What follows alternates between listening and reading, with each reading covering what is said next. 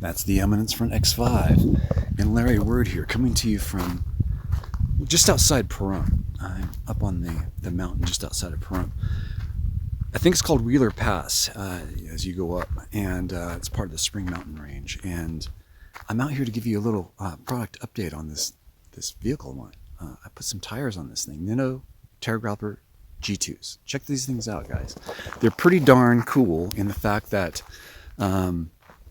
they're lower in cost, they're higher speed rating and a higher load rating. It's just immediately they're a better tire all across the board over what was stock on the car, which were Michelin Latitude street tires. So yeah, I love these things. I just got off road with them yesterday, and have to say the amount of control that you have over stock street tires are quite amazing. Yeah, I'm in love with these things. They're priced right. They're just awesome altogether. I'm impressed. So Nitto, once again, comes to the rescue. I used to use Nitto tires when I was tracking my track cars, and most of them used NTO ones for summertime or wet use. And I never found the limits of those tires on the S2000, so those are really wide tires too. But Nitto